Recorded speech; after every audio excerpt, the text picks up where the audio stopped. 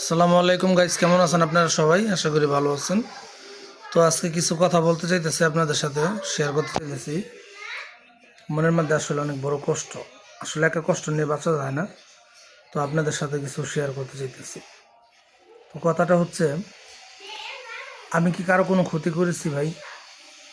আমি সোশ্যাল মিডিয়াতে আসছি, ইউটিউবে ভিডিও আপলোড করি, ফেসবুকে ভিডিও আপলোড করি, এতে কার কি সমস্যা, কার কি ক্ষতি করছি আমি?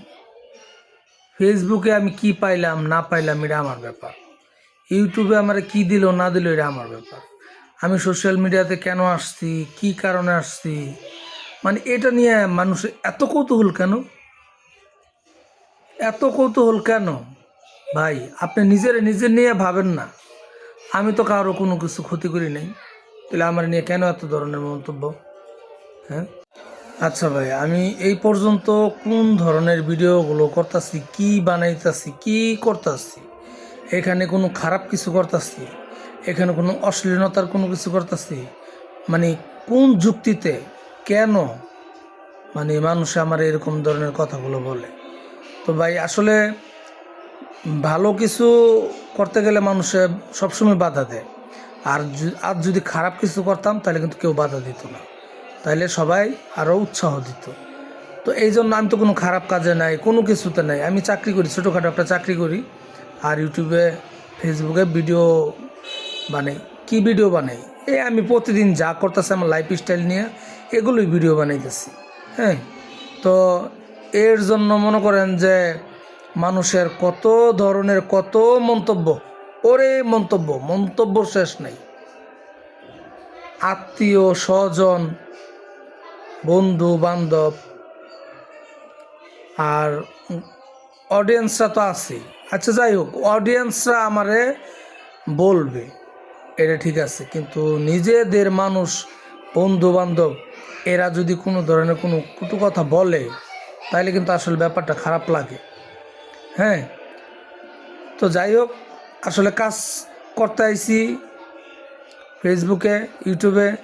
এখন এটা বলে যে কি করতে পারবি, দেখ মনে, হ্যান ত্যান, কত কিছু না, কত তোর মতন কত মানুষ পড়ে রয়েছে, পারলো না কিছু করতে, তুই একেবারে এই করে নেবি সেই করে নেবি। আচ্ছা, আমি না করতে পারলে কি কারো কোনো ক্ষতি হবে? এটা তো আমার ব্যর্থতা, আমি না করতে পারলে নাই। আমি তো এর জন্য কারো কাছে দায়ী করব না যে আমি করতে পারলাম না, এই সেই এটা এটা। তো কেন আমার নিয়ে এত ধরনের মন্তব্য? হ্যাঁ, কেন? তো আমি জানি না আসলে আমি কিছু করতে পারবো কি না না পারবো, এটা হলো অনিশ্চিত। তবে মানুষে একটা কিছু আশা করে কিন্তু একটা জিনিস করে, তো আমিও করতে এসেছি। এখন বলো কয় টাকা কামাস? ইউটিউব থেকে কয় টাকা আসে, ফেসবুক থেকে কয় টাকা আসে, বউ দিয়া ভিডিও বানাই।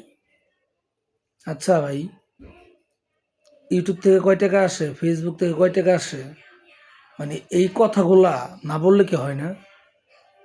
হ্যাঁ, আমি 2022 সালে আমার পেজটা খোলা ছিল, আমি কোনোদিন কাজ করি নাই। তো যে কোনোভাবেই হোক আমার এখন আগ্রহ জাগছে, আমি কাজ করব, আমি করতেছি। 3 মাস ধরে আমি কাজ করতেছি। অলরেডি আমার একটা পেজ নষ্ট হয়ে গেছে। পেজ নষ্ট হয়ে গেছে, সমস্যা নাই, আমি সেকেন্ড পেজ দিয়ে আমি আবার কাজ করতেছি। তো আমার যদি ধৈর্য সহ্য থাকে, আমার যদি খারাপ না লাগে, তাহলে আপনাদের কেন এত খারাপ লাগবে? হ্যাঁ, ফেসবুক কি আপনাদের কথা এইসব বলার জন্য কি আপনাদের রাখছে? আপনাদের যদি চালাইতে ইচ্ছা না করে তো আপনি চালায়েন না। আপনার যদি আমার ভিডিও দেখতে ইচ্ছা না করে করেন না। সবাই যে সবার কাছে ভালো হইতে পারবে এমন কোনো কথা? আমার ভিডিও যদি আপনার কাছে ভালো না লাগে আপনি দেখেন না। হ্যাঁ, তাই বলে আপনি প্রতিনিয়ত এরকম ধরনের কথাবার্তা কমেন্ট বক্সে আইসা, ফোন দিয়া, ইমোতে, হোয়াটসঅ্যাপে, মেসেঞ্জারে, মানে কেন এর কীরকম ধরনের হ্যাঁ, আমি তো কাউরে একটা বারো জিজ্ঞেস করি। এই যে ফেসবুক প্ল্যাটফর্মে হাজার হাজার লোক আছে, তো তাদের ভিডিও তো আমি দেখি, আমার কাছে ভালো লাগে আমি দেখি। হ্যাঁ, তাই বলে আমি কোনো খারাপ মন্তব্য, খারাপ ধরনের কোনো কথা কোনো লোকদের আমি কমেন্টসও করি না, কিচ্ছু করি না, কারণ আমার আমার তো করার দরকার নাই ভাই। নিজের চরকায় নিজে তেল দিতেই আগে। অন্যেরটা নিয়ে কেন আমি এত মাথা ব্যথা? আপনি দেখতে ইচ্ছা না করলে আপনি দেখেন না, আপনারা তো দেখতে কেউ বলে নাই, বলছে কেউ? তাহলে ভাই মানুষের নিয়ে সমালোচনা করা বন্ধ করেন, ঠিক আছে? কে কি করলো, কই গেল, কি করলো, কয় টাকা পাইলো, কি কামাইলো, আপনার যোগ্যতা থাকলে আপনি করে দেখান। আর সোশ্যাল মিডিয়াতে কি সবাই কাজ করতে পারে? হ্যাঁ, পারে না। কারণ সবার ওরকম একটা যোগ্য লাগে, যোগ্যতা অর্জন করতে হয়। এই যে ক্যামেরার সামনে কথা বলতেছি না, এই ক্যামেরার সামনে কথা বলাটার যোগ্যতা অনেকের থাকে না। কিভাবে কথা বলতে হবে, কিভাবে একটা ভিডিও বানাইতে হবে, তো এই যোগ্যতা যদি আপনার না থাকে, তাই খারাপ কথা বলার যোগ্যতা কোত্থেকে রাখেন আপনি? কোন ধরনের মানুষ আপনারা?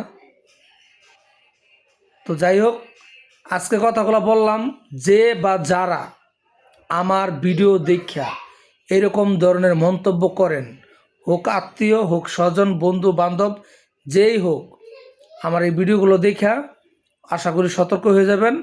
আর কোনো দিন এরকম ধরনের মন্তব্য করবেন না। আমার ইচ্ছা আমি ভিডিও বানাই। আর একবার যখন প্ল্যাটফর্মে আইসা পড়ছি, মানে কি বলবো, ব্যবসা খাতায় যখন নাম লেখাইছি, এখান থেকে আর যাইতাছি না। হয় কিছু করব, না করতে পারলেও থাকবো, ঠিক আছে? তো আল্লাহ হাফেজ সবাইরে। আসলে মনটা অনেক খারাপ লাগছিল, কথাগুলো বলবো বলে এই মানে সময় হয়ে উঠতেছিল না। তো আজকে যখন সময় পাইলাম, এই জন্য মন খুললা মানে কথাগুলো বললাম। তো আমার কথাগুলো যদি আপনাদের ভালো লাগে, মানে আমার মতো যারা আছেন, যে আপনারাও শুনতেছেন, শুধু ওই লোকদের কথা বলতাছি যে ভাই, আমার কথাগুলো যদি ঠিক থাকে, যুক্তি যদি থাকে, তাহলে অবশ্যই কমেন্টস করে একটু বলবেন, ভিডিওটা একটু শেয়ার করে দিবেন অনেকেরই। কারণ এইভাবে আমার মতন আর অনেক লোক প্রতিনিয়ত এই কাজে থেকে আগ্রহ হারিয়ে দিতেছে, মানে কাজের প্রতি মন নাই কেন? এই যে মানুষের এরকম ধরনের কথা। বাট আই ডোন্ট কেয়ার, আমি এগুলো কোনো পরোয়া করি না, ঠিক আছে? আমি আমার মতো করেই চলি, ঠিক আছে? আমার ভালো লাগতেছে, আমি করতেছি, আমি কারো কোনো ক্ষতি করতেছি না, আমার দ্বারা কারো কোনো সমস্যাও হচ্ছে না। তাহলে অতএব আমাকে নিয়ে যারা মন্তব্যগুলো করেন, আল্লাহর রস্তে দয়া করে মন্তব্যগুলো বন্ধ করে দেন। আমার ভিডিও না দেখতে ইচ্ছা করলে আপনি ইগনোর করেন, হ্যাঁ?